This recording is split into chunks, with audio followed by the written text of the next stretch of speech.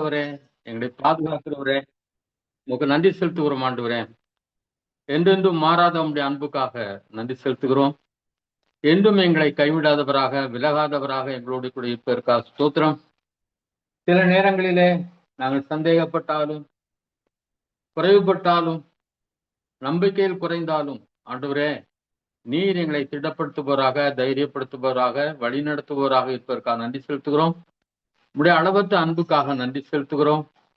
ஆண்டவரே, உமக்கு ஸ்தோத்திரம், ஸ்தோத்திரம், ஸ்தோத்திரம் ஆண்டவரே. கர்த்தாவை மத்தேயுவில் ஆரம்பித்து ஆண்டவரே கர்த்தா பிலிப்பியர் நிருபம் வரைக்கும் முடிக்க நீர் கிருபை செய்தீர். இந்த நாளில் கொலோசியர் நிருபத்தை நாங்கள் வாசிக்க போகும்போதும் கர்த்தருடைய கரம் எங்களோடு கூட நடத்தட்டும் ஆண்டவரே. நீர் கற்றுத்தாரும் ஆண்டவரே, நீர் கற்றுத்தாரும், நீர் எங்களோடு பேசும் ஆண்டவரே. எங்கள் கர்த்தரும் மீட்பருமாகிய இயேசு கிறிஸ்துவை நாம் கேட்கிறோம் நல்ல பிதாவே, ஆமென். கர்த்தர் நாம் மகிமைப்படுவதாக. இந்த நாளில் உங்கள் யாவரையும் நான் அன்புடன் வாழ்த்துகிறேன். எல்லா சந்தோஷமும் சமாதானமும் உங்களில் நிறைந்து காணப்படுவதாக. சோர்வின்றி தைரியமாக அவரை பின்தொடர்வோம். அவர் நம்முடைய மேய்ப்பன். நம்மை அவர் அமர்ந்த தண்ணீரண்டையில பசும்பொல் நடுவில நடத்துகிற தேவனாயிருக்கிறார். அற்புதமாய் அவர் நடத்துகிறவராயிருக்கிறார். ஆனால் சோர்ந்து போகாமல் அவர் நம்ம தெளிந்தவராய் அவரை பின்பற்றுவோம். கொலோசியர் எழுதின நிருபத்துல 1ஆம் அதிகாரம் 1-2 வசனங்களை வாசிப்போம். 1ஆம் அதிகாரம் 1-2 வசனங்கள். ஃபர்ஸ்ட் 2 வசனங்கள். தேவனுடைய சித்தத்தினால் இயேசு கிறிஸ்துவின் அப்போஸ்தலனாகிய பவுலும் சகோதரனாகிய தீமோத்தேயும் 2ஆம் வசனம் வாசிங்க. கொலோசே பட்டணத்தில் கிறிஸ்துவுக்குள் பரிசுத்தவான்களும் விசுவாசிகளுமாயிருக்கிற சகோதரர்களுக்கு எழுதுகிறதாவது, நம்முடைய பிதாவாகிய தேவனாலும் கர்த்தராகிய இயேசு கிறிஸ்துவினாலும் உங்களுக்கு கிருபையும் சமாதானமும் உண்டாவதாக. ஒவ்வொரு நிருபத்திலையும் அவர் வாழ்த்துவதை நாம் பார்க்கிறோம். பிதாவாகிய தேவனாலும் கர்த்தராகிய இயேசு கிறிஸ்துவினாலும் உங்களுக்கு கிருபையும் சமாதானம் உண்டாவதாக. அப்போ ஆவிக்குரிய வாழ்க்கையில கிருபையும் சமாதானம் தான் மிக முக்கியமானதாக காணப்படுகிறது. ஃபாதர் ஆல்பர்ட் என்று சொல்லி ஆர்சி ஃபாதர் ஒருத்தர் உண்டு. அவருடைய செய்திகள் கிளிப்பிங் இருந்தா நான் கட்டாயம் அதை பார்ப்பேன். ஒரு ரோமன் கேத்தலிக் ஃபாதராக இருந்தாலும் இவ்வளவு இப்படி கற்று ஒரு குடும்பத்தை பற்றிலாம் 1 மணி நேரம் வரலாம் பேச ரொம்ப தெளிவாக நிறைய சில வசனங்கள் எல்லாம் மனப்பாடம் பண்ணி அப்படி சொல்றதெல்லாம் பார்க்கும்போது ஆச்சரியமா இருக்கும். அவர் ஒரு காரியத்தை நேற்று சொன்னார். அதாவது எல்லா மதங்களிலும் மக்கள் குருவை தேடி போவார்கள், குருவை தெரிந்தெடுத்துக் கொள்வார்கள். ஏன்னா பல மத குருக்கள் இருப்பாங்க. அதுல ஏதாவது ஒரு மத குருவை தனக்கு பிடித்த ஒரு மத குருவை தேர்ந்தெடுப்பார்கள். ஆனா கிறிஸ்தவம் அப்படி இல்லை. மக்கள் குருவை தேடி போவதில்லை, குரு மக்களை தெரிந்தெடுக்கிறார். இல்லையா? இன்னைக்கு எவ்வளவோ கிறிஸ்தவர் இருப்பாங்க. அவங்களாம் ஒரு கடவுளை பின்பற்றுவது கிடையாது. ஏன்னா அவர்களை கடவுள் சீசர்களாக தெரிந்தெடுக்கவில்லை. அவர்கள் பெயர்ல கிறிஸ்தவர்களா இருக்கலாம். ஆனா நம்மை போன்றவர்களை அவர் என்ன செய்யறார்? தன்னுடைய பிள்ளைகளாக தேர்ந்தெடுத்திருக்கிறார் என்பது மிகப்பெரிய ஆசீர்வாதம். மிக மிக பெரிய ஆசீர்வாதம். எதுக்கு என்ன தேர்ந்தெடுத்தார்? எதுக்கு நம்மை தேர்ந்தெடுத்தார்? தெரியாது. அதுக்கு எந்த ஒரு தகுதியும் கிடையாது. எதற்காக நமக்கு உட்கார வைத்து கற்றுக் கொடுத்து கொண்டிருக்கிறார்? வாரத்துல 6 நாட்கள். அதெல்லாம் மிகப்பெரிய கிருபை. போதிப்பதற்கு எனக்கு கிருபை கொடுத்திருக்கிறாருன்னா அதுவும் கிருபை தான். அது மட்டுமே இல்லாம என்னுடைய தகுதியெல்லாம் இதெல்லாம் ஒண்ணுமே கிடையாது. இதுக்காக நாம் தேவனை எப்பொழுதும் நன்றி செலுத்த வேண்டும். எல்லாவற்றிலுமே ஸ்தோத்திரம் செய்யுங்கள் என்று சொல்லப்பட்டிருக்கிறது. எல்லாவற்றிற்காக நம்ம ஸ்தோத்திரம் செலுத்துவோம். தீமையும் நன்மையாய் அவர் மாற்றுவார். யோசேப்புக்கு தெரியாது. பெரிய தரிசனம் இருந்துச்சு, பெரிய கனவு இருந்துச்சு. ஆனா குழியில தூக்கி போட்ட பிறகு கெஞ்சி பார்த்தார் அண்ணன் தாண்டெல்லாம். ஆனா ஒண்ணுமே யாரும் கேட்கல. ஏதோ கொல்லாம அவரை யூதா சிமியோன் விடுவித்தார். அல்லது அங்கே கொண்டு போட்டிருப்பாங்க. அதனால கர்த்தருடைய கரம் அதை தடுத்தது. குழியிலிருந்து விற்கப்பட்டார்.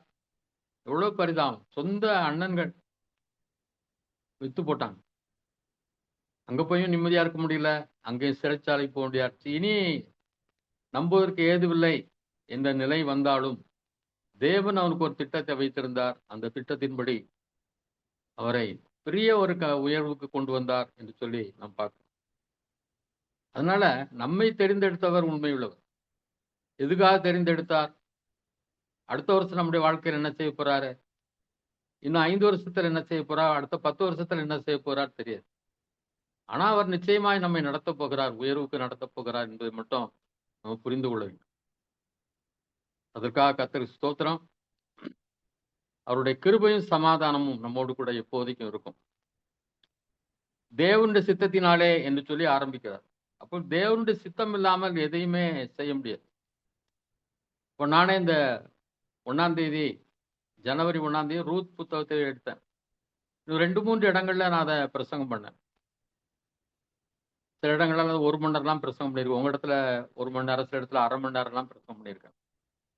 ஒரு இடத்துலயும் ஒரு விதமா ஆண்டவர் பேசினார். அதை நான் இப்பயாவது ஒரு புத்தகமா போடணும். ஏற்கனவே ஒரு புத்தகம் போட்டேன், அன்பே பெரியதுன்னு. 2வது ஒரு சின்ன குட்டி புத்தகமா அதை போடலாம்னு யோசிக்க. ஆனா இன்னும் ஆண்டவர் எனக்கு தெரியல, இதை எழுதுறதுக்கு வார்த்தைகளை தரல. அவர் சொல்லாமலாம் எழுதவே முடியாது. அதுக்காக காத்திருக்கார். அப்போ தேவனுடைய சித்தத்தினாலே இதை என்ன செய்கிறார் சவுல் தீமோத்தேயுவோடு சேர்ந்து எழுதுகிறார் என்று சொல்லி பார்க்கிறோம். இந்த கொலோசே பட்டணம் இது எல்லாமே அந்த ஈராக் பகுதியை சுற்றி, இன்றைக்கு இருக்கிற ஈராக் பகுதிகளை பக்கத்துல தான் எல்லாமே இருந்திருக்கிறது.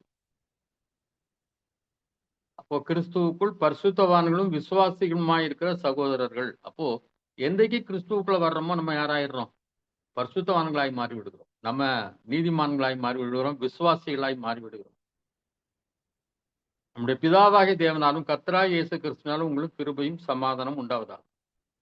இப்போ இந்த 2 பேரையும் பிரிக்க முடியாது. பிதாவாகிய தேவனையும் கர்த்தராகிய இயேசு கிறிஸ்துவும் என்ன செய்ய முடியாது, பிரிக்க முடியாது.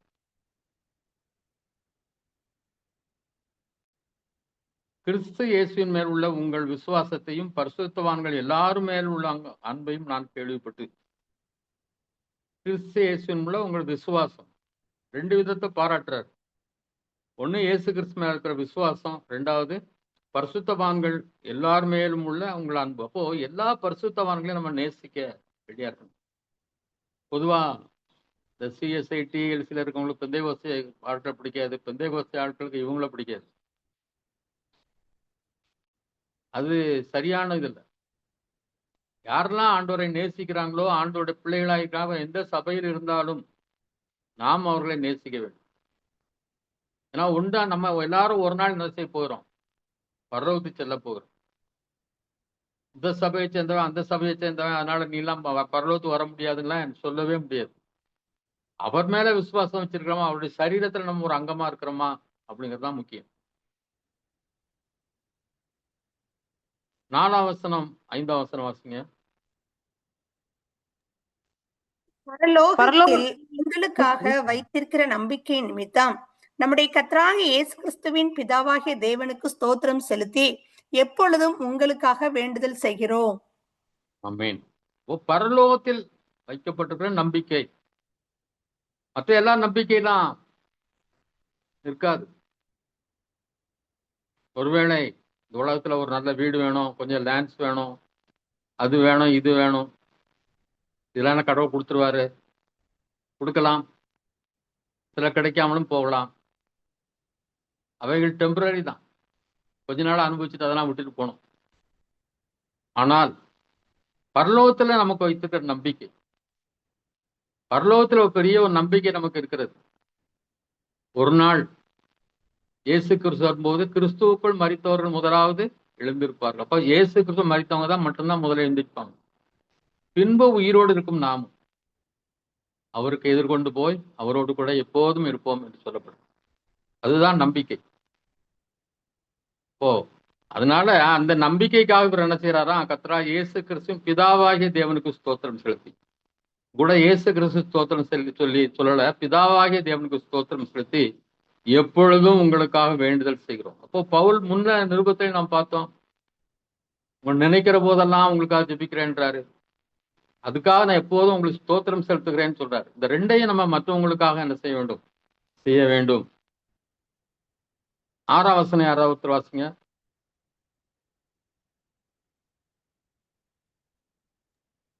இந்த நம்பிக்கையை குறித்து நீங்கள் முன்னமே சத்திய வசனமாகிய சுவிசேஷத்தினாலே கேள்விப்பட்டீர்கள். அந்த சுவிசேஷம் உலகமெங்கும் பரம்பி பலன் தருகிறது போல உங்களிடத்தில் வந்து நீங்கள் அதை கேட்டு தேவ கிருபையை சத்தியத்தின்படி அறிந்து கொண்ட நாள் முதல் அது உங்களுக்குள்ளும் பலன் தருகிறதா இருக்கிறது. ஆமென். டெய்லி வொர்ஷிப் நடத்துறீங்க, உற்சாகமாய் ஆவியில நிறைந்து நடத்துறீங்க, ரொம்ப சந்தோஷம். இன்னும் நம்ம என்ன செய்யணும்? இப்படி கிருபையில வளரணும். இன்னும் அதுல எல்லாத்துலயுமே நம்ம என்ன செய்யணும்? பெருக வேண்டும். நம்முடைய வொர்ஷிப் ஆசீர்வாதமா இருக்கிறது இன்னும் அதிகமான இது போதுங்கிற நினைப்பு மட்டும் எதுலையும் வரக்கூடாது. எதுலையுமே ஆவிக்குரிய காரியத்துல இன்னும் நம்ம வளரணும், பெருகணும் அப்படிங்கிறக்காக நம்ம என்ன செய்யணும்? அதிகமாக ஜெபிக்க வேண்டும்.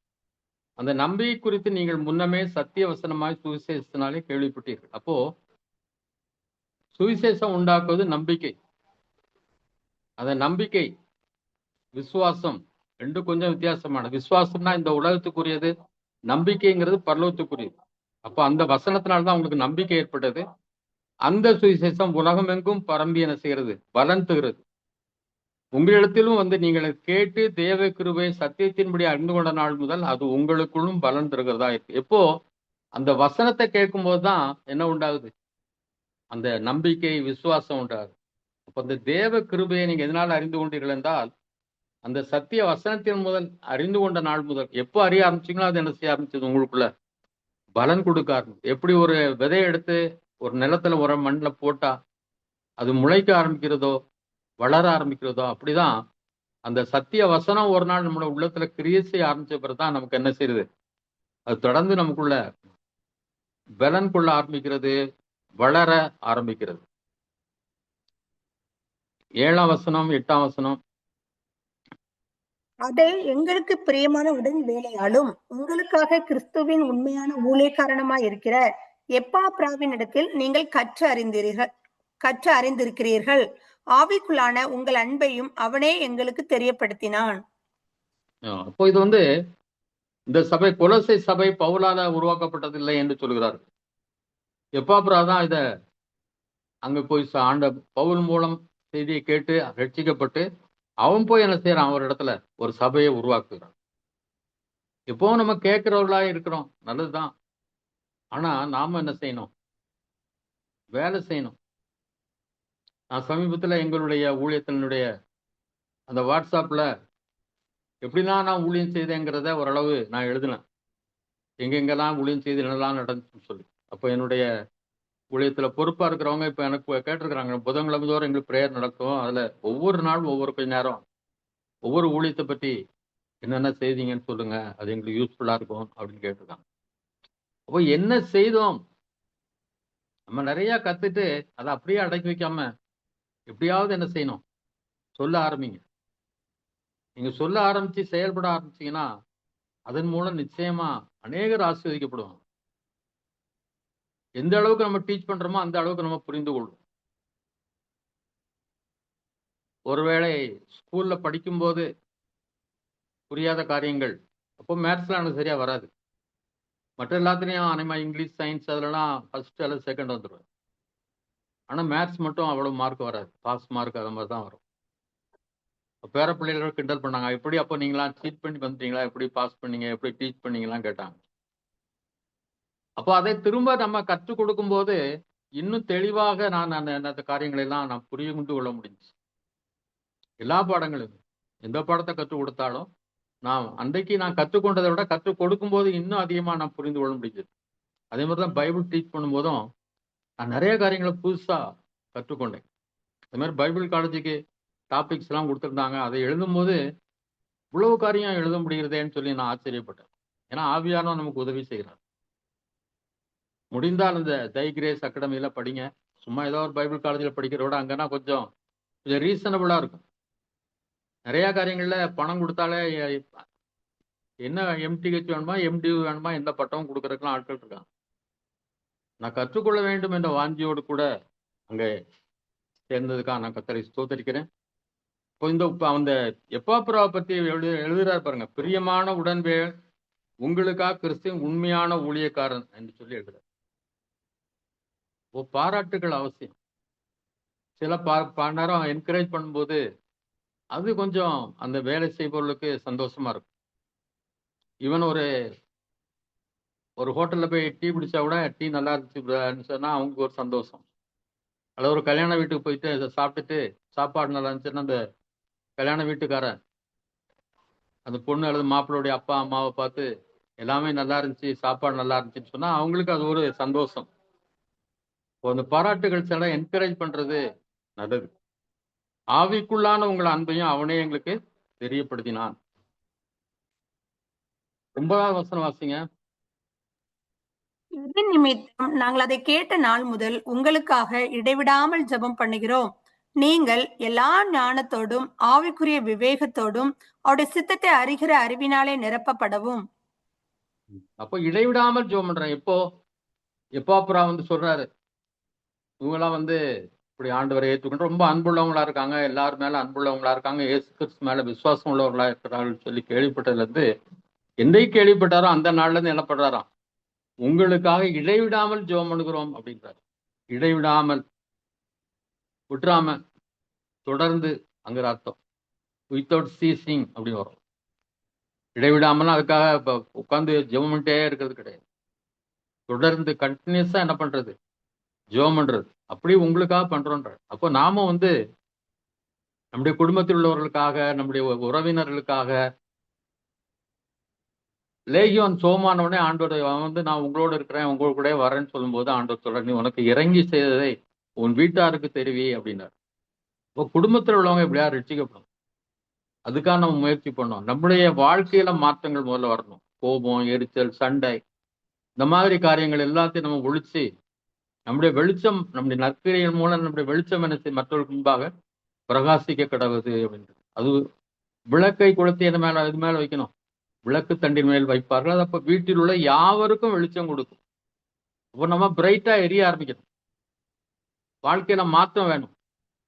அப்போதான் ஆட்கள் மாறுவாங்க வழியே போதனையினால் மாற மாட்டாங்கன்னு பேதுரு சொல்றேன். ஆனா உங்க வாழ்க்கை மாற்றம், ஒரு முடிவெடுங்க. நான் இனிமே அப்படி எல்லாம் பேச மாட்டேன், அமைதியா இருப்பேன், இது தேவையில்லாம பிரச்சனை யார் பண்ணாலும் சரி உடனே பதில் கொடுக்க மாட்டேன் அப்படின்னு சொல்லி எனக்கு சில முடிவுகள் எடுங்க. இப்போ குடும்பத்தில் உள்ளவர்கள் முதல்ல ரட்சிக்கப்படுவாங்க. அப்புறம் உறவினர்கள், மற்ற ஃப்ரெண்ட்ஸு, இவங்கெல்லாம் வச்சு நான் முன்னாடி எத்தனையோட சொல்லிட்டு இருக்கிறேன், ஒரு சின்ன ஜெபக்குள்ள ஆரம்பிங்க. ஒரு 1/2 hour ஆரம்பிங்க. கூடி ஜெபம் பண்ணுவான்னு சொல்லுங்க. ஜெபம் பண்ண போகும்போது உங்களுக்கு தெரிந்த ஒரு 5 நிமிஷம் 10 நிமிஷம் லேசா ஷேர் பண்ணுங்க. ஏதாவது ஒன்றை அந்த இன்னைக்கு ஆண்டவர் வெளிப்படுத்துறது. அப்படி பண்ணி அது கொஞ்ச நாளாக அந்த டைம் இன்க்ரீஸ் ஆகும். அநேகர் ரட்சிக்கப்படுவாங்க. உங்களுடைய வெளிச்சம் மற்றவர்களுக்கு பிரகாசிக்க கடவுள்.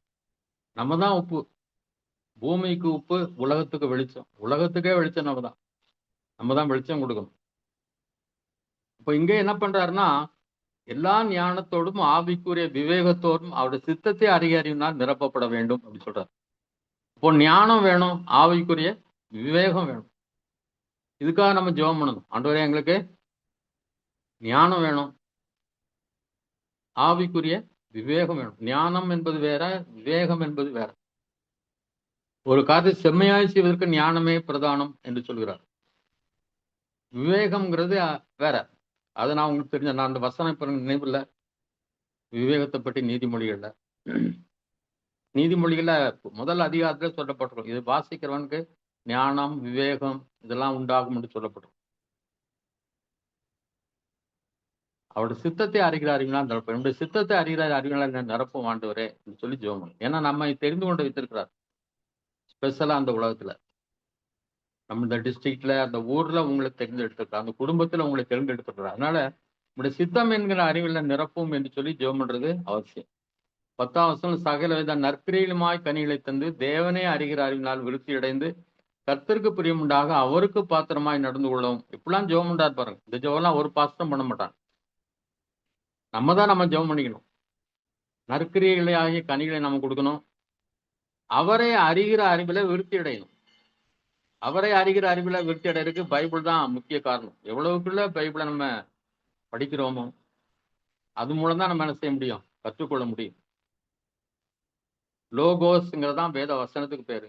ஆனா அதுல இருந்து வெளிப்பாடு வர்றதுதான் ரீமா என்று சொல்லப்படும். இந்த வெளிப்பாடு நமக்கு கிடைக்கணும் இது படிக்கும்போது.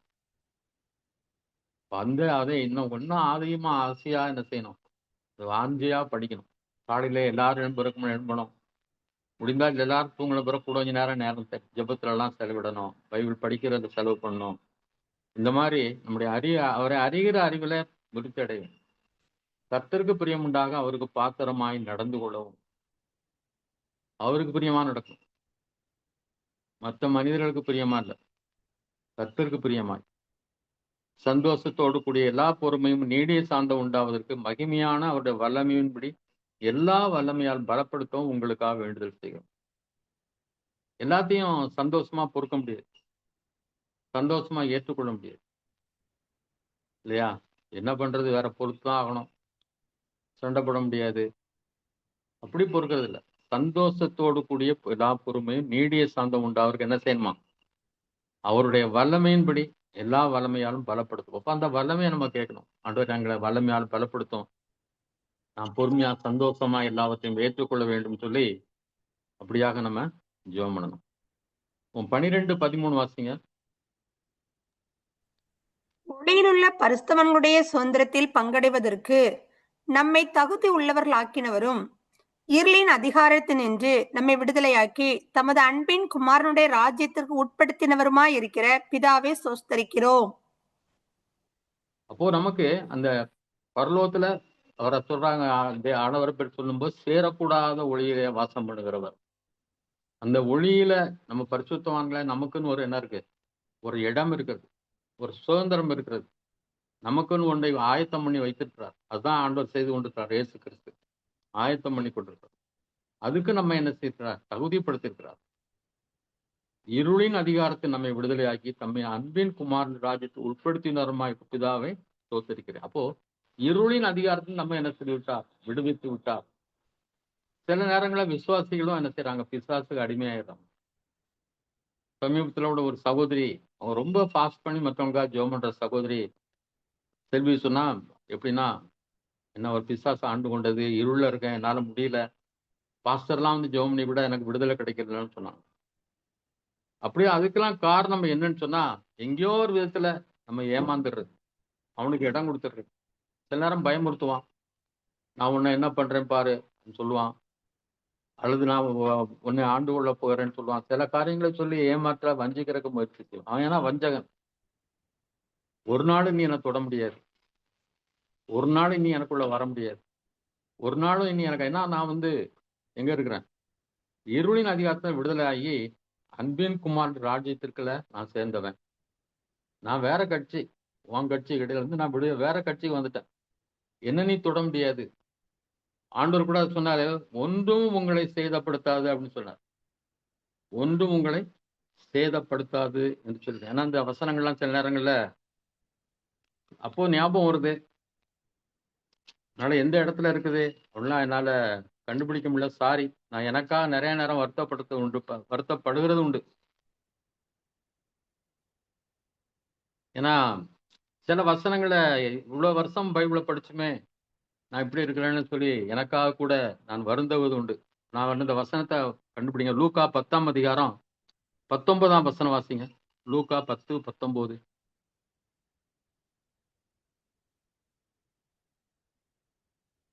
இதோ சர்ப்பங்களையும் தேள்களையும் மிதிக்கவும் சத்ருவினுடைய சகல வல்லமை மேற்கொள்ளவும் உங்களுக்கு அதிகாரம் கொடுக்கிறேன், ஒன்றும் உங்களை சேதப்படுத்த மாட்டாது.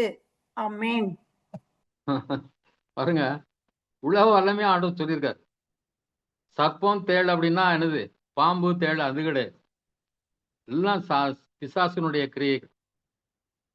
அதெல்லாம் மிதிக்கவும், அதுக்காக தேளெல்லாம் மிதிச்சு கொள்றது, சர்ப்பத்தை நம்ம மிதிச்சு கொள்றதுக்கு அதிகாரம் கிடையாது, அது கிடையாது. பிசாசினுடைய கிரியைகளை அதுக்கு சொல்லுது. சத்துருடைய சகல வல்லமையை மேற்கொள்ள உங்களுக்கு அதிகாரம் கொடுக்கும். அப்போ உங்களுக்கு என்ன அதிகாரம் இருக்கு, சத்துருடைய சகல வல்லமையை மேற்கொள்ள உங்களுக்கு அதிகாரம் கொடுக்கப்பட்டிருக்கிறது. ஒன்றும் உங்களை சேதப்படுத்த மாட்டாது. எல்லாரும் வாயை திறந்து சொல்லுங்க, எதுவும் என்னை சேதப்படுத்த முடியாது, எந்த ஆவியும் என்னை சேதப்படுத்த முடியாதுன்னு உங்களை வாயை திறந்து ஒரு இடம் சொல்லுங்க. எந்த ஒரு சக்தியும் என்னை என்ன பண்ண முடியாது, சேதப்படுத்த முடியாது. இப்பாவது நம்ம பயமா சூழ்நிலை, கனவுலையாவது எதிரையாவது எங்கேயாவது சாத்தான் சில நேரம் பேசுவான். அப்போ சொல்லுக்கு என்னை ஒன்றும் சேதப்படுத்த முடியாது. நான் உங்களுக்கு ஒரு இடம் சொல்லியிருக்கேன்னு நினைக்கிறேன். ஒரு வேளாங்கண்ணிக்கு போற வழியில ஒரு இடத்துல நாங்க தொடர்ந்து ஊழியம் செய்தோம். ஒரு நாள் நிறைய கிரியைகள் நடந்துட்டு இருந்து ஒரு பிசாசு ஒவ்வொருத்தரும் 4-5 பேர் போவோம். ஒவ்வொருத்தரும் ஒவ்வொரு இடத்துல ஜெபம் பண்ணிட்டு இருக்கோம், சுகவீனமானவங்களுக்காக. நான் ஒரு இடத்துல ஒரு பிசாசை வரட்டும், அது சொல்லுது, நான் இன்றைக்கு என்ன செய்யறேன் பாரு அப்படின்னு சொல்லி. இப்போ இந்த வசனம் தான் எனக்கு ஞாபகம் வந்துச்சு.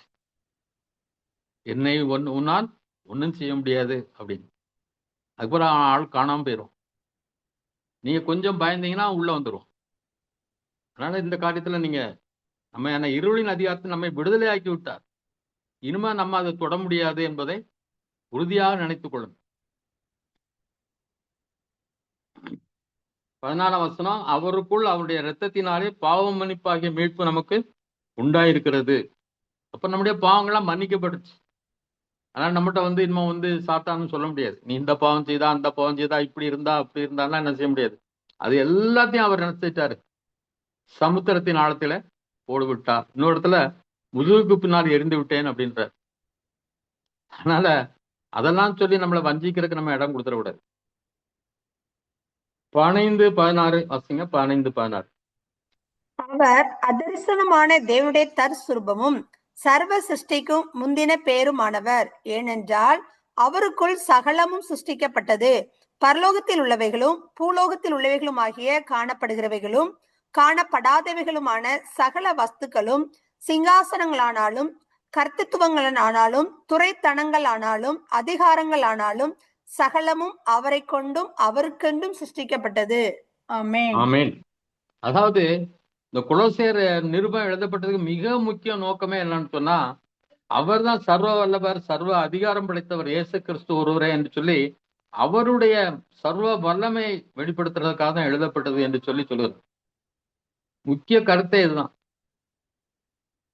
அதரிசனமான காண முடியாத தேவனுடைய தற்சுரூபம், அவரை போன்ற அதே உருவம் கொண்டவர், அதே போன்ற சாயல் உடையவர், அதே போன்றவர், சர்வ சிருஷ்டிக்கும் முந்தின பேருமானவர். எல்லாம் படைக்கப்பட்டதுக்கு முன்னால் அவர் படைக்கப்பட்டவர். அதிலே வானத்தையும் பூமியும் தேவன் சிருஷ்டித்தார்னா அதுக்கு முன்னாலே அவர் சிருஷ்டிக்கப்பட்டார். அவரை கொண்டும் அவருக்கென்றும் சிருஷ்டிக்கப்பட்டது என்று சொல்லப்பட்டது. அப்போ சகலம் சிருஷ்டித்தது, பரலோகத்தில் உள்ளவைகள் பூலோகத்தில் உள்ள காணப்படுகள் காணப்படாத சகல வஸ்துக்களும், சிங்காசனங்கள், கர்த்தத்துவங்கள், துரைத்தனங்கள், அதிகாரங்கள் எல்லாம் இந்த உலகத்திலே காணப்படுகிற அதிகாரங்களா இருந்தாலும் சரி, இன்னும் வான மண்டலங்களில் உள்ள பொல்லாத ஆவிகளின் சேனைகள் எல்லாமே மூலம் உருவாக்கப்பட்டது. அவரை கொண்டும் அவருக்கென்றும் சிருஷ்டிக்கப்பட்டது. அவர் எல்லாவற்றிற்கும் முந்தினவர், எல்லாம் அவருக்குள் நிலை நிற்கிறது. அவருக்குள் எல்லாம் நிலை நிற்கிறது, அவரால் தான் நிற்கிறது. அவருடைய வார்த்தையில தான் உலகமே நின்றுட்டு இருக்கு. அவரே சபையாகிய சரீரத்துக்கு தலையானவர், எல்லாவற்றிலும் முதல்வராயிருக்கும்படி அவரே ஆதியும் மரித்தொழுந்தெழுந்த முதற் பேருமானவர். சபையாக்கி அவர் தான், சரீரத்துக்கு தலை அவர் தான், எல்லாத்துக்குமே முதல்வர் அவர் தான். அவரே ஆதியும் மரித்தொழுந்த முதற் பேருமானவர். 19-20 வாசிங்க. 19-20. சகல பரிபூரணமும் அவருக்குள்ளே வாசமாய் இருக்கவும், அவர் சிலுவையில் சிந்தின இரத்தத்தினாலே சமாதானத்தை உண்டாக்கி பூலோகத்தில் உள்ளவைகள் பரலோகத்தில் உள்ளவைகள் யாவையும் அவர் மூலமாய் தமக்கு ஒப்புரவாக்கி கொள்ளவும் அவருக்கு பிரியமாயிற்று. அப்போ இயேசு கிறிஸ்து ரத்தத்தினாலதான் என்ன உண்டாகுது? சமாதானம். பூலோகத்தில் உள்ளவைகள் பரலோகத்தில் உள்ள எல்லாத்தையும் அவர் மூலமாய், இயேசு கிறிஸ்துவின் மூலமாய் ஒப்புக்கொள்ளவும் ஒப்புரவாக்கவும் அவருக்கு பிரியமாய். ஆனா பாத்தீங்கன்னா, இயேசு கிறிஸ்து எவ்வளவு மேன்மை, எவ்வளவு மகத்துவம் நிறைந்தவராய் இருந்தாலும் யாருக்கு கீழ்ப்படிந்தா இருக்காரு? அவரு பிதாவுக்கு கீழ்ப்பட்டவர்.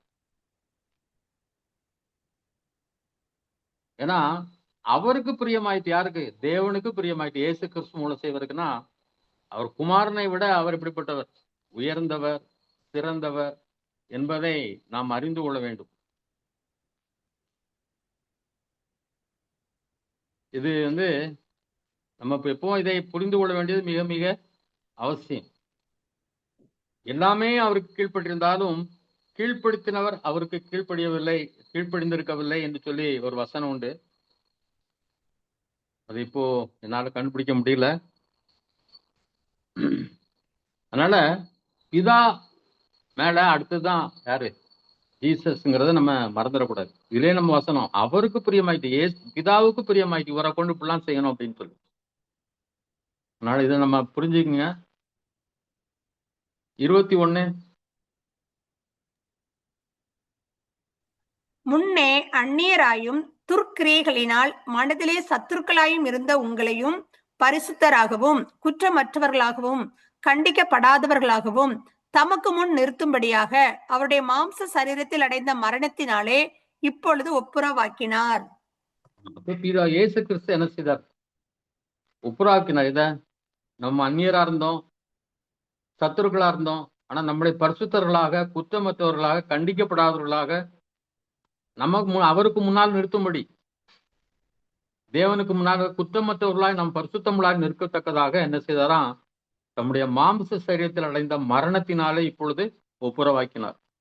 அவர் அந்த பாவத்தை எல்லாம் ஏற்றுக்கொண்டு எல்லாவற்றையும் ஏற்றுக்கொண்டு பிதாவையும் நம்மோடு அவரோடு கூட என்ன செய்தார்? நம்மையும் என்ன செய்தார்? பிதாவையும் யார் இணைத்தது? இயேசு கிறிஸ்து தான் ஒப்புரவாக்குறார். அப்போ ஒப்புரவாக்குறது யாரு? இயேசு கிறிஸ்து. நீங்கள் கேட்ட சுவிசேஷத்தினால் உண்டாகும் நம்பிக்கை விட்டு அசையாமல் ஸ்திரமாயும் உறுதியாயும் விசுவாசத்திலே நிலைத்திருப்பீர்களால் அப்படியாகும். அப்போ கடைசி வரைக்கும் நம்ம என்ன செய்யணும்? அந்த விசுவாசத்துல நம்ம நிலைத்திருக்க வேண்டும். அப்போதான் எங்க போவோம்? அவரோடு கூட ஒப்புரவானல நம்ம நிலைத்திருப்போம். 23 அந்த சுவிசேஷம் வானத்தின் கீழ் இருக்கிற சகல சிருஷ்டிகளுக்கும் பிரசங்கிக்கப்பட்டு வருகிறது. அதற்கென்றே பவுலாகிய நான் ஊழியக்காரனான். அப்போ இது எதுக்கு ஊழியக்காரனா? இந்த சுவிசேஷத்தை எல்லா ஜனங்களுக்கும் போதிக்கிறதுக்காகவே என்ன செய்தார்? நான் ஊழியக்காரனாக இருந்தேன் என்று சொல்கிறார். 24ஆம் வசனம். இப்பொழுது நான் உங்கள் நிமித்தம் அனுபவிக்கிற பாடுகளில் சந்தோஷம் அடைந்து கிறிஸ்துவனுடைய உபத்திரவங்களில் குறைவானதை அவருடைய சரீரமாகிய சபைக்காக என் மாம்சத்திலே நிறைவேற்றுகிறேன். அப்போ நான் படுற பாடு யார் நிமித்தம் பாடணும்? உங்கள் நிமித்தம் நான் படுகிற பாடு. ஏன்னா இவங்களுக்கு சுவிசேஷத்தை அறிவிக்கிறதுக்காக அவர் செல்லும் போது அவருக்கு பல பாடுகள் உபத்திரங்கள் என்ன செய்யுது? ஏற்படுகிறது. அப்போ உங்கள் நிமித்தம் எனக்கு என்ன உண்டாகுது? பாடுகள். நமக்கு ஒரு பாடுமே வரலன்னா நம்ம ஒரு ஊழியமே செய்யலைன்னு அர்த்தம். சாத்தான டிஸ்டர்ப் பண்ணலன்னு அர்த்தம். நம்ம எப்போ ஊழியம் செய்ய ஆரம்பிக்கிறோமோ அவனுக்கு தொல்லை கொடுக்க அப்போ கொஞ்சம் கொஞ்சம் அவனும் என்ன செய்வான்? நம்மள டிஸ்டர்ப் பண்ணி பார்ப்பான்.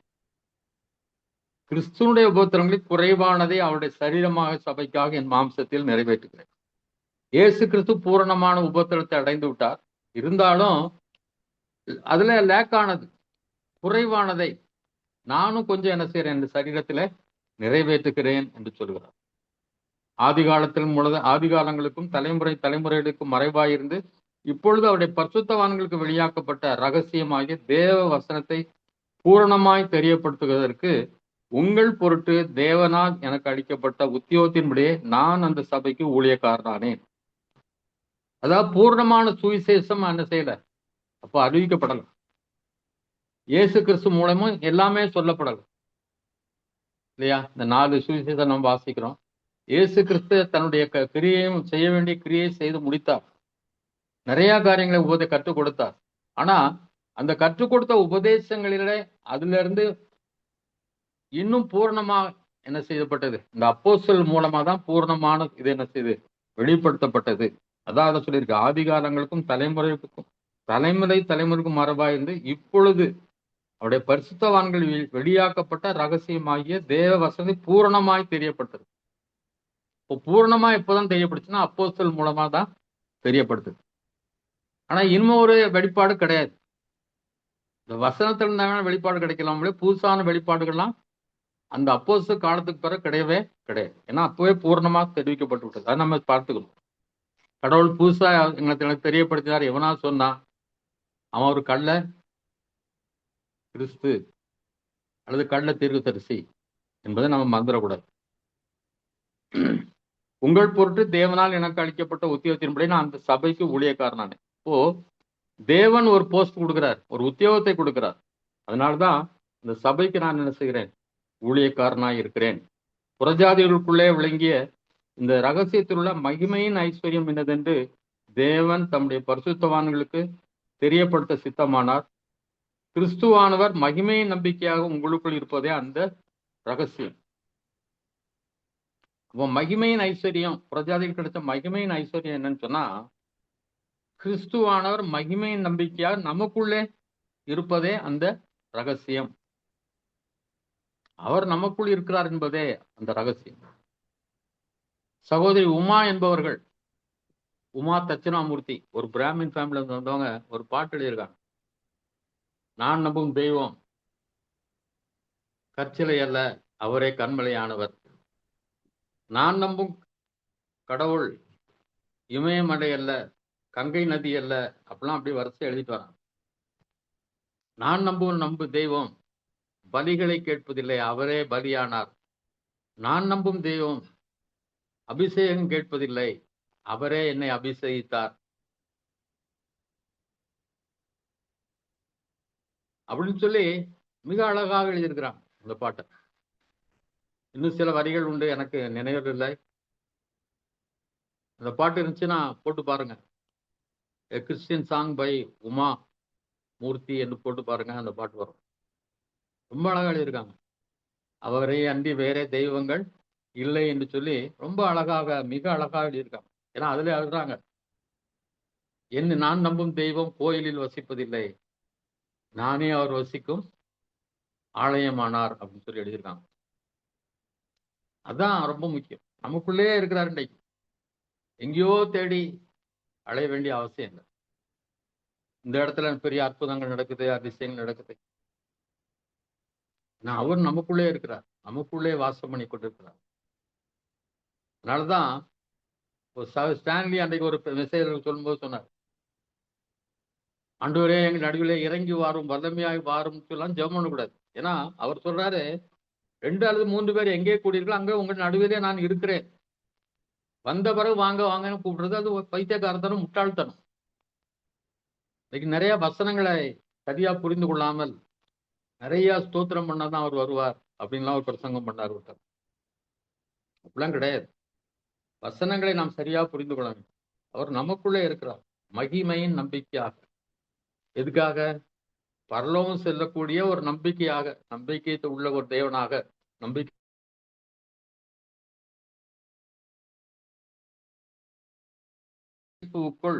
தேறினவனாக நிறுத்தும்படிக்கு அவரையே நாங்கள் அறிவித்து, எந்த மனுஷனுக்கும் புத்தி சொல்லி, எந்த மனுஷனுக்கும் எல்லா ஞானத்தோடும் உபதேசம் பண்ணுகிறோம்.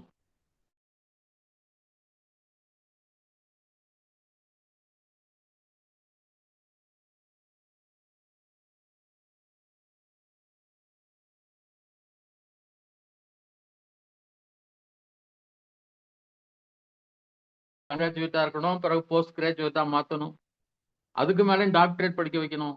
இது மூலம் அவரையே அறிவித்து எல்லா ஞானத்தோடும் புத்தி சொல்லி ஞானத்தோடு உபதேசம் பண்ற. ஏன்னா அவனை இன்னும் இன்னும் இன்னும் இன்னும் வளர செய்யணும். இதான் ரொம்ப முக்கியம். பூரண அன்பு பயத்தை புறம்பே தள்ளும் அப்படின்னு இருக்கு. நமக்கு ஆண்டவர் மேல ஒரு அன்பு இருந்துச்சுன்னா, அல்ல அவருடைய அன்பை நாம் அறிந்திருந்தோமானால் நமக்கு பயமே வராது எந்த சூழ்நிலையிலும். ஏன்னா அவர் என்கிட்ட தான் இருக்காரு, என்னோட தான் இருக்கிறார். அவர் எனக்காக எல்லாத்தையும் செய்து முடித்து விடுவார்னு சொல்லி. இல்லையா, ஒரு அப்பாவை நான் ஏற்கனவே ஒரு இடம் உங்களுக்கு சொன்ன ஞாபகம். ஒரு மகன் என்னைக்கும் அப்பா என்ன 10th மேல படிக்க வைப்பாரா, 12th மேல படிப்பாரா, காலேஜில் சேர்ப்பாரா, எனக்கு வேலை வாங்கி தருவாரா, திருமணம் நடத்தி தருவாரான்னு கவலைப்பட மாட்டான். எந்த பிள்ளைகளும் கவலைப்படாது. நல்ல அப்பான்னா கட்டாயம் செய்திருவார், குடிகார அப்பாலாம் செய்ய மாட்டார். அதே மாதிரிதான் நம்ம அப்பா, நமக்கு பூர்ண அன்பு அவர் மேல இருந்துச்சுன்னா எல்லா பயமும் நம்ம விட்டு ஓடிடும். அவர் மேல பூர்ண நம்பிக்கையோடு இருப்போம். அவர் எல்லாத்தையும் எனக்காக பார்த்துக்குவார், நான் அவருடைய வேலை செய்வேன் என்று சொல்லி. அதற்காக நான் எனக்குள்ளே வல்லமையாய் கிரியை நடப்பிக்கிற அவருடைய பலத்தின்படி போராடி பிரயாசப்படுகிறேன். எந்த அளவுக்கு வல்லமையாக எனக்கு ஆண்டவர் கிரியை செய்யற அந்த அளவுக்கு போராடி என்ன செய்யறேன், பிரயாசப்படுகிறேன். எதுக்காக? எப்படியாவது இவங்களெல்லாம் என்ன செய்யணும், இன்னும் ஒரு மெச்சூரிட்டிகளை கொண்டு வரணும், ஒரு வளர்ச்சிக்குள்ள கொண்டு வரணும், நிறைவான புருஷர்களா மாற்றணும் அப்படின்னு சொல்லி அதுக்காக இவர் என்ன செய்யறார், அதிகமா போராடி ஜெபம் பண்ணி ஆண்டவருடைய வயத்தை தியானித்து ஆண்டவருடைய வார்த்தைகளை பெற்றுக்கொண்டு அவளுக்கு கற்றுக் கொடுக்கும். 2வது அதிகாரத்துக்கு வருகிறோம். ஏற்கனவே 12:30 ஆயிடுச்சு. 1வது வசனம், 2ஆம் உங்களுக்காகவும் அதிகாரம் 1வது வசனம். லவோதிக்கேயாவில் இருக்கிறவர்களுக்காகவும் சரீரத்தில் என் முகத்தை காணாதிருக்கிற மற்றெல்லாருக்காகவும் மிகுந்த போராட்டம் எனக்கு உண்டென்று நீங்கள் அறிய விரும்புகிறேன். அப்ப அதுக்காக தான் அவர் என்ன செய்யறாரு? உங்களுக்காகலாம் லவோதிக்கேயா மற்ற எல்லாருக்காகவும், கண்ணில் பார்க்காத மற்ற மக்களுக்காகவும் என்ன செய்யறார்? சபைகளுக்காக நான் போராடுகிறேன் என்று சொல்கிறார். 2வது வசனம், அவருடைய இருதயங்கள் தேற்றப்பட்டு அவர்கள் அன்பினால் இணைக்கப்பட்டு பிதாவாகிய தேவனுக்கும் கிறிஸ்துவுக்கும் உரிய ரகசியத்தை அறிந்து கொள்கிற உணர்வின் பூரண நிச்சயத்தினுடைய எல்லா ஐஸ்வர்யத்திற்கும் உரியவர்களாக வேண்டும் என்றே இப்படி விரும்புகிறேன். அவருடைய இருதயங்கள் தேற்றப்படணும், அன்பினால இணைக்கப்பட வேண்டும், தேவனுக்கும் கிறிஸ்துவுக்குள்ள ரகசியம், அவங்களுள்ள உறவை சரியாக அறிந்து கொள்ள வேண்டும். அதானதான் ரகசியத்தை அறிந்து கொள்கிற உணர்வின் பூரண நிச்சயத்தினுடைய எல்லா ஐஸ்வர்யம் அப்படின்றார். அதான் பெரிய ஐஸ்வர்யம். அந்த 2 பேருக்குள்ள உறவை சரியாக அறிந்து கொள்றது அதுதான் பெரிய ஐஸ்வர்யம் என்று சொல்லி அவர் எழுதுறார். அவருக்குள் ஞானம், அறிவு என்பன பொக்கிஷங்கள் எல்லாம் அடங்கி இருக்கிறது. வேற எங்கேயும் ஞானத்தை, அறிவை தேடி போக வேண்டியது. எல்லாம் யாருக்குள்ள இருக்கிறது? இயேசு கிறிஸ்துக்குள்ள எல்லா ஞானமும் அறிவும் அவருக்குள்ளே அடங்கி இருக்கிறது. 4:5 வாசிங்க. 4:5. ஒருவனும் நய வசனிப்பினாலே உங்களை வஞ்சியாதபடிக்கு இதை சொல்கிறேன். சரீரத்தின்படி நான் தூரமாயிருந்தும் ஆவின்படி உங்களுடனே கூட இருந்து உங்கள் ஒழுங்கையும் கிறிஸ்துவின் மேலுள்ள உங்கள் விசுவாசத்தின் உறுதியையும் பார்த்து சந்தோஷப்படுகிறேன். நிறைய பேர் மற்ற வேதங்கள்லாம் எடுத்து காட்டுறாங்க. இந்த வேதத்துல எப்படி சொல்லப்பட்டிருக்கு, பைபிள்ல சொல்லப்பட்ட மாதிரி. அப்போ 2ம் ஈக்குவல் ஆக முடியுமா? ஆகவே முடியாது. அதெல்லாம் கற்பனைகளாக எழுதப்பட்டது. இது ஒண்ணுதான் பரிசுத்த ஆவியான எழுதப்பட்டது. அப்போ மற்றதெல்லாம் பரிசுத்த ஆவியான எழுதப்பட்டது கிடையாது. அப்போ அதை படிச்சு நம்ம தெரிஞ்சுக்கலாம், இதெல்லாம் படிச்சா நல்லா தெரிஞ்சுக்கலாம், இல்ல அவர்கிட்ட போனா நிறைய தெரிஞ்சுக்கலாம். நம்ம முழுசும் அப்ப அந்த இயேசு கிறிஸ்துவை பற்றி அறிந்தால் போதும். ஏன்னா எல்லா ஞானம், அறிவு அவருக்குள்ள இருக்குது. அதனால யாரும் வஞ்சிக்கப்படாதபடி நம்ம ஜாக்கிரதையா இருக்கணும். சரீரத்தின்படி நான் தூரமாயிருந்தும் ஆவின்படி உங்களுடனே கூட இருந்து உங்கள் ஒழுங்கையும் கிறிஸ்துவின் மேலுள்ள உங்கள் விசுவாசத்தின் உறுதியையும் பார்த்து சந்தோஷப்படுகிறேன். தூரமா இருந்தாலும் அவர்களுக்காகவே ஜெபித்து அவர்களே கூட இருக்கிறதுனால அவர்களே நினைச்சுக்கலாம், நான் இப்போதான் உங்களோடு கூட இருக்கிறேன் அப்படின்னு சொல்றாரு. நீ கூடி வரும் போதெல்லாம் என்னுடைய ஆவியும் உங்களோடு கூட இருக்கிறதுன்னு சொல்லி கொரிந்தியர் எழுதியிருக்காரு. இப்ப நான் இப்போ யாருக்கெல்லாம் இங்க டீச் பண்ற எங்களுடைய குரூப் எல்லாம் அவங்களுடைய உள்ளங்களெல்லாம் எனக்கு தெரியும். அவங்க எப்படி பின்வாங்கி இருக்காங்க, எவ்வளவு கிறிஸ்துக்குள்ள முன்னேறி வரல, எதுல மாட்டிட்டு இருக்காங்கிறதெல்லாம் ஓரளவு தெரியும். அதனால உங்கள் ஒழுங்கு, ஆனா இவருக்கு பார்த்தா அவங்க ஒழுங்கா இருக்காங்க, விசுவாசத்துல உறுதியா இருக்காங்க. அதை பார்த்து என்ன செய்யறாராம்? சந்தோஷம். அப்ப நம்ம வாழ்க்கையில எல்லாத்துலயும் ஒரு ஒழுங்கு வேணும் இல்லையா? குடும்பத்திலும் சரி, தனிப்பட்ட வாழ்க்கையிலும் ஒரு ஒழுங்கான வாழ்க்கை, நம்முடைய ஒழுங்கை பார்த்து மற்றவங்க சந்தோஷப்படணும். எல்லாத்துலயும் ஒரு ஒழுங்கு வேணும். 6ஆம் வசனம், 7ஆம் வசனம். ஆகையால் நீங்கள் கர்த்தராகிய கிறிஸ்து இயேசுவை ஏற்றுக்கொண்டபடியே அவருக்குள் வேர் கொண்டவர்களாகவும் அவர் மேல் கட்டப்பட்டவர்களாகவும் அவருக்குள் நடந்து கொண்டு நீங்கள் போதிக்கப்பட்டபடியே விசுவாசத்தில் உறுதிப்பட்டு ஸ்தோத்திரத்தோட அதிலே பெருகுவீர்களாக. அவருக்குள் வேர் கொண்டவர்களாக, வேர் கொள்ளுதல், அவருக்குள்ள இன்னும் உறுதி. விசுவாசத்துல என்ன செய்யணும்? அதான் அவருக்குள் வேர் கொள்ளுதல். விசுவாசத்துல உறுதியா இருக்கணும். வேத வசனத்தின் மேல நம்ம என்ன செய்யணும்? விசுவாசம் உறுதியா இருக்கணும். அவருக்குள்ள வேர் கொள்றது, அவர் மேல் கட்டப்பட்ட, இன்னும் அவருடைய வசனங்களை கேட்டு நம்முடைய வாழ்க்கையில் என்ன செய்யணும்? இன்னும் முன்னேற்றங்கள் வரணும். சந்தோஷத்தோடு கூடிய பொறுமைன்னு கேள்விப்பட்டோம், நீடிய சாந்தம்னு கேள்விப்பட்டோம். இப்போ நிறைய நேரங்கள்ல அப்படியே வேற வழியில பொறுத்துக்கணும் அப்படின்னு பொறுக்கக்கூடாது. அதெல்லாம் நம்முடைய வாழ்க்கையில என்ன செய்யணும்? ஒரு முன்னேற்றம். அப்படி எல்லாத்துலயுமே நம்முடைய இடத்துல நம்ம மேல மேல வசனத்தை கேட்டு கேட்டு கேட்டு கேட்டு நம்ம என்ன செய்யணும்? ஆவிக்கேற்ற வளர்ச்சியை பெற வேண்டும். நீங்கள் போதிக்கப்பட்டபடியே விசுவாசத்தில் உறுதிப்பட்டு ஸ்தோத்திரத்தோட அதில் பெறுவீர்கள். இந்த இதுலதான் ஸ்தோத்திரம் செலுத்துறதுலதான் ரொம்ப முக்கியம் இருக்கு. அதுல பெருகணும். எந்த சூழ்நிலையிலையும், எப்படிப்பட்ட சூழ்நிலையிலையும் எதிர்ப்புகள், விமர்சனங்கள் பெருகும் போதும் நம்ம ஸ்தோத்திரம் பண்ணணும். குறைகள் சொல்லப்பட்ட போதும் சோர்ந்து போகாமல் ஸ்தோத்திரத்தோட அதுல பெருக வேண்டும். 8ஆம் வசனம், 9ஆம் வசனம். லௌகிக ஞானத்தினாலும் மாயமான தந்திரத்தினாலும் ஒருவனும் உங்களை கொள்ளை கொண்டு போகாதபடிக்கு எச்சரிக்கையாயிருங்கள். அது மனுஷர்களின் பாரம்பரிய நியாயத்தையும் உலக வழிபாடுகளையும் பற்றினதே அல்லாமல் கிறிஸ்துவை பற்றினதல்ல. ஏனென்றால் தேவத்துவத்தின் பரிபூரணம் எல்லாம் சரீர பிரகாரமாக அவருக்குள் வாசமாயிருக்கிறது. இப்போ உலக ஞானத்தினால எல்லாம் இருக்கலாம், ஸ்பிரிச்சுவல் லைஃப்லாம் இருக்கலாம். ஆனா சில உலக ஞானத்துல இப்படி இருக்கணும் அப்படி இருக்கணும் அப்படிங்கிற சொல்ற காரியங்கள்ல ஏமாந்துடக்கூடாது. தந்திரத்துல ஏமாந்துட, ஏதாவது மாயமான தந்திரம் ஒருத்தரும் ஏமாத்தி விட, கொள்ளை கொண்டு போய் விடாதபடி, உங்களை ஏமாத்தி கொள்ளை அடிச்சு ஆண்டவற்றை பிரித்து விடாதபடி எச்சரிக்கையாயிருங்கள். இதெல்லாம் மனுஷருடைய எண்ணங்கள், பாரம்பரிய நியாயங்கள், உலக வழிபாடுகளையும் பற்றினதே அல்லாமல் கிறிஸ்துவை பற்றினதல்ல. சாவு வீட்டுக்கு போனா கட்டாயம் தலை குளிக்கணும், புதிய ஏற்பாடுலாம் கிடையாது. அன்றைக்கு என்ன சொல்லப்படினா பிரேதத்தை தொடுறவன் தான் தீட்டுப்பட்டவன், தொட்டாதான் தீட்டுப்பட்டவன். இன்னைக்கு உள்ள போனாலே என்னதான் தீட்டாயுதான். அதான் நான் தான் பாடி குளிச்சேன். இல்ல தலையில ஒரு அம்மா சொன்னாங்க என் கூட வந்தவங்க, அதனால தலைக்கு குளிச்சான்னு ஒத்துக்காத, அதனால கொஞ்சம் தண்ணி எடுத்து தலையில வச்சுக்கிட்டேன். எங்க கற்றுக்கொண்டோம்? குளிங்க நல்லதுதான், எங்கேயா போயிட்டு வந்து மரண வீட்டு செத்து சாவு வீட்டு போயிட்டு குளிங்க நல்லது. ஆனா அது இதுக்காக இருக்கக்கூடாது, எல்லா வழிபாடுகளை ஒத்ததா இருக்கக்கூடாது. பாரம்பரியத்தை நம்ம என்ன செய்யக்கூடாது, பின்பற்றக்கூடாது. அதெல்லாம் பாரம்பரிய நியாயங்கள், உலக வழிபாடுகளை நம்ம என்ன செய்யக்கூடாது, பின்பற்றக்கூடாது.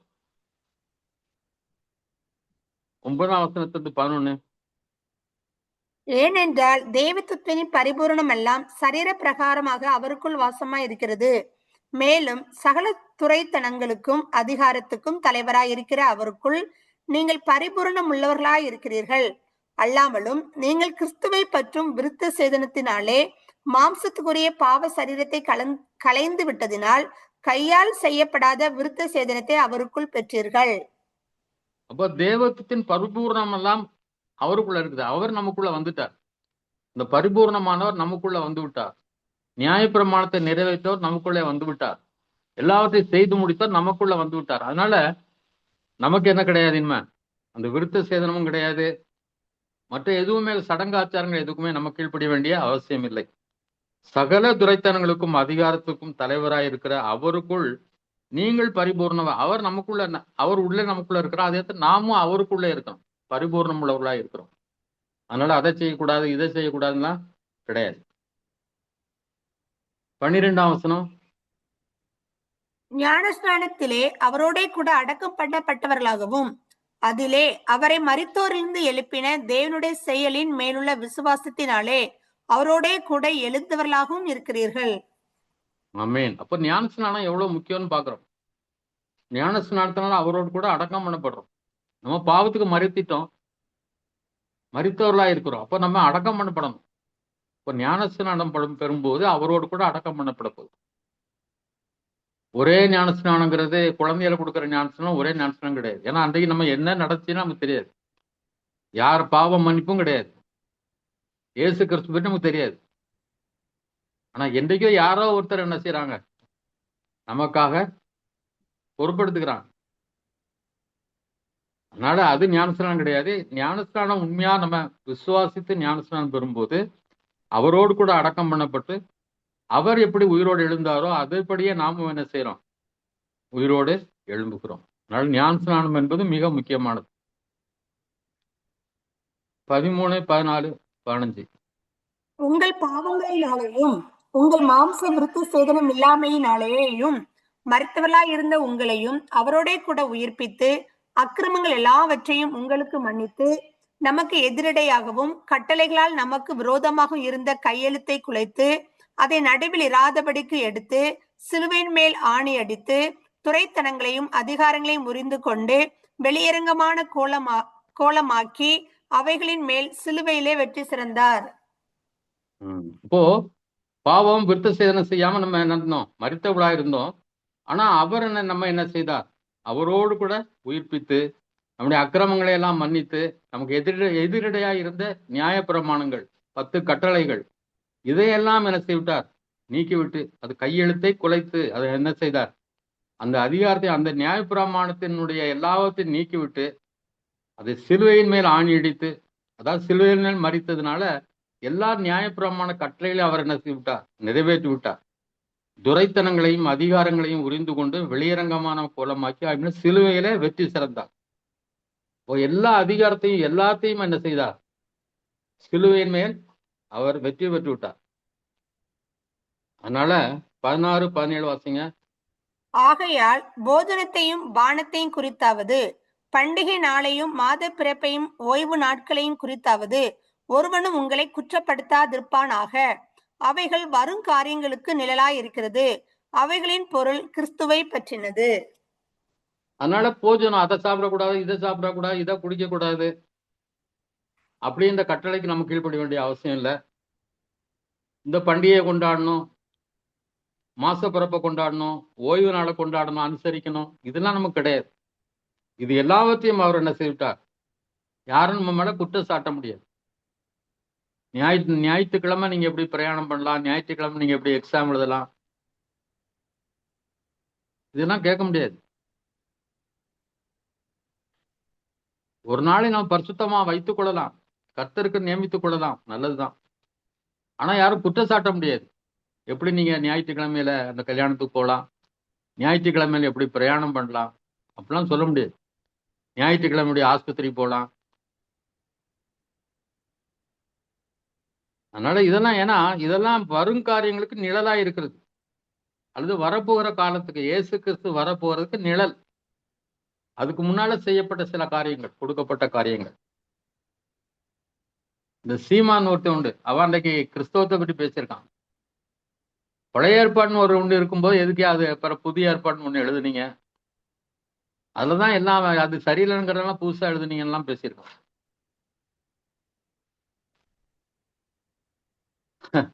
ஏன்னா அவனுக்கு வேதமே தெரியாது. பழைய ஏற்பாடு ஒரு நிழல். எப்படி இயேசு கிறிஸ்து வர்றாருன்னா அவருடைய நிழல் தான் எனது பழைய ஏற்பாடு. புதிய ஏற்பாடு நிஜமானது, பழைய ஏற்பாடு நிழலானது. அவைகள் வருங்காரியங்களுக்கு நிழலா இருக்கிறது. அவைகளின் பொருள் கிறிஸ்துவை, அது எல்லாமே கிறிஸ்துவை வெளிப்படுத்துறதுக்காக சொல்லப்பட்ட காரியங்கள். 18, 19 வாசிங்க. கணுக்களாலும் கட்டுகளாலும் உதவி பெற்று இணைக்கப்பட்டு தேவ வளர்ச்சியாய் வளர்ந்தேறுகிற சரீரம் முழுவதையும் ஆதரிக்கிற தலையை பற்றி கொள்ளாமல் மாயமான தாழ்மையிலும் தேவ தூதர்களுக்கு செய்யும் ஆராதனையிலும் விருப்பமுற்று காணாதவைகளிலே துணிவாய் நுழைந்து தன் மாம்ச சிந்தையினாலே வீணாய் இருமாப்பு கொண்டிருக்கிற எவனும் உங்கள் பந்தய பொருளை நீங்கள் இழந்து போகும்படி உங்களை வஞ்சாதிருக்க பாருங்கள். மாயமான தாழ்மை, தாழ்மையில் எனக்கு மாயமான தாழ்மை. அப்படியே உபவாசம் இருந்து அப்படியே உட்கார்ந்துருக்கிறது, யாராவது வந்து அப்படியே தாழ்மையா காட்டுறது, அதுக்காக ரொம்ப எளிய ஆடைகளை உடுத்திக்கிட்டு அப்படியே பார்த்தா பரிதாபமா, அப்படிலாம் மாயமான தாழ்மை. அப்படிதான் இருக்கணும் என்றதெல்லாம் ஏமாந்துடக்கூடாது. அடுத்தது தேவதூதர்களுக்கு ஆராதனை செய்யறது, திடீர்னு நம்ம என்ன செய்யணும்? எச்சரிக்கையா இருக்கணும். இதுதான் நமக்கு தெரியாத காரியங்கள். அதெல்லாம் துணிவாய் நுழைந்து மாம்ச சிந்தையில என இருமாப்பு கொண்டிருக்கிற எவனும் உங்கள் பந்தய பொருளை நீங்கள் இழந்து போகும்படி உங்களை வஞ்சாதிருக்க பாருங்க. இப்படி தாழ்மையா வாழணும், இப்படி தேவதூதர்களுக்கு ஆராதனை செய்யணும், இப்படிலாம் சொல்லி உங்களை ஏமாத்தாதபடி என்ன செய்யுங்க? எச்சரிக்கையாயிருங்கள் என்று சொல்லி அவர் சொல்கிறார். 20, 21. நீங்கள் கிறிஸ்துடனே கூட உலகத்தின் வழிபாடுகளுக்கு மரித்தது உண்டானால் இன்னும் உலக வழக்கத்தின்படி பிழைக்கிறவர்கள் போல மனுஷனுடைய கற்பனையின்படியும் போதனைகளின்படியும் நடந்து தொடாதே, ருசி பாராதே, தீண்டாதே என்கிற கட்டளைக்கு உட்படுகிறது என்ன? இப்போ நான் உங்களுக்கு ரொம்ப பிராக்டிக்கலாலாம் நிறைய காரியங்களை நாங்கள் கற்றுக் கொடுக்க முடியல, நேரம் கருதி. அடுத்து தேவனுக்கு இவ்வளவுதான் வெளிப்படுத்துறாரு. இன்னும் நீங்க இதை படித்து ஆராய்ந்து நிறைய காரியங்களை பிராக்டிக்கலா இதெல்லாம் எதை சொல்லுகிறது என்பதெல்லாம் நீங்க கற்றுக்கொள்ள வேண்டும். இதுல வந்து நான் 100% நான் கற்றுக் கொடுக்கல. இன்னும் நிறைய காரியங்கள் நீங்க படிக்க படிக்க படிக்க, இது ஒரு ஃப்ரேம் முதல்ல உங்களுக்கு கொடுத்துருக்கேன். நீங்க இதை மேல மேல திரும்ப படிக்க படிக்க நீங்க கடவுள் உங்களுக்கு வெளிப்படுத்த வேண்டும். இன்னும் ஆழமா பிராக்டிக்கல் லைஃபுக்கு இதெல்லாம் எப்படி ஒத்துக்கணும் அப்படிங்கிறத கற்றுக்கொள்ள வேண்டும். நம்ம உலக வழிபாடு கிறிஸ்துவோடு என்ன செய்தோம்? இந்த உலகத்தின் வழிபாடுகளுக்கு, உலகத்தின் நியாயங்களுக்கு நம்ம என்ன செய்தோம்? செத்து போயிட்டோம். அதனால இனிமே உலக வழக்கத்தின்படி, மனிதருடைய கற்பனையின்படி தொடாதே, ருசி பாராதே, தீண்டாதே என்கிற கட்டளைக்கு உட்படுகிறது என்ன? இதெல்லாம் தொற்றக்கூடாது, தொட்டா அவ்வளவுதான். இதை டேஸ்ட் பண்ணக்கூடாது, அப்படிலாம் என்ன செய்யக்கூடாது, இதெல்லாம் குடிக்கக்கூடாது, இதை சாப்பிடக்கூடாது, இதை செய்யக்கூடாது, அதை செய்யக்கூடாது அப்படிங்கிறதெல்லாம் அந்த உலகத்துல வச்சிருக்கிற நியமங்களுக்கு. இதை பிராக்டிக்கலா நான் ஏற்கனவே சொல்லிட்டேன். ரொம்ப பிராக்டிக்கலா உங்களுக்கு அது சொல்ல முடியல. இதுதான் தப்பா?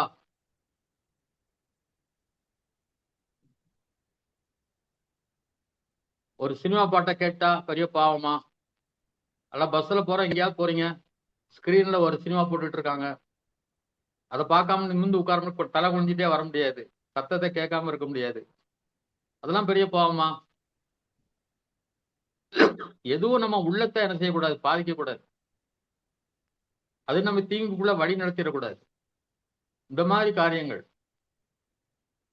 அதனால அதை பார்த்துங்க, யோசித்து கண்டுபிடிச்சிங்க. இதெல்லாம் தொடக்கூடாது, இதெல்லாம் தீண்டக்கூடாது, ருசி பார்க்க கூடாதுங்கிறதுலாம் அதெல்லாம் ஒண்ணுமே கிடையாது.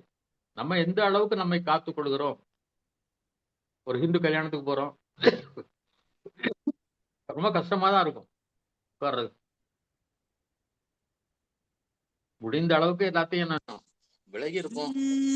நான் சில காரியங்களை போகணும்னாலும் அது நம்ம டச் பண்ணிடக்கூடாது, அதான் முக்கியம். இது நீங்க இவைகளெல்லாம் அனுபவிக்கிறதுனால அழிந்து போகுமே அப்படின்னு சொல்றாரு. நம்ம சாப்பிடுறதுனால, இதை சாப்பிட்டதுனால, இதை குடிக்கிறதுனால அதெல்லாம் வெளியே போயிடும். இதை சாப்பிடாதான் ஏசு கிறிஸ்துவார் வயிற்றுக்குள்ள போறது, அது எல்லாமே ஆசிரத்து வழியா வெளியே போயிடும். ஆனா எது பாதிக்குதோ அதுதான் முக்கியம், அதுதான் நம்ம கேர்ஃபுல்லா இருக்கணும். அதனால இதை சாப்பிடுறது, அதை சாப்பிடுறது குறிச்செல்லாம் நம்ம கவலைப்பட வேண்டாம். இப்படிப்பட்ட போதனைகள் சுய இஷ்டமான ஆராதனையும் மாயமான தாழ்மையும் சரீர ஒடுக்கத்தையும் பற்றி ஞானம் என்கிற பெயர் ஒழிந்தாலும் இவைகள் மாம்சத்தை பேணுவதற்கே உடைய மற்றொன்றிற்கும் பிரயோஜனப்படாது. இதெல்லாம் சுய இஷ்டமான ஆராதனை, மாயமான தாழ்மை. அதை சாப்பிடக்கூடாது, இதை சாப்பிடக்கூடாது, இப்படி பண்ணக்கூடாது, எளிமையான ட்ரெஸ் இதெல்லாம் போட்டுக்கிட்டு அப்படிலாம் சரீர் இதெல்லாம் அப்படின்னு இப்படி காரியங்கள் எல்லாம் ஆவிக்குரிய வாழ்வுக்கு ஒன்றும் பயன்படுறதா இருக்காது. வேணா மாம்சத்தை என்ன செய்யலாம், பேணலாம், மற்றபடி இது என்னத்துக்கும் பயன்படாது. அதனால இதை வச்சு நீங்க கொஞ்சம் சிந்திச்சு பாருங்க, எதெல்லாம் நம்ம தவிர்க்க வேண்டும், எதெல்லாம் தவிர்க்க கூடாது என்பதெல்லாம் நம்ம என்ன செய்யணும், புரிந்து கொள்ளணும். ஜெபம் பண்ணி நம்ம முடிக்கலாம். கேக்குதா? அங்க ஏதாவது ஒரு மெசேஜ் வந்துட்டே இருக்கு.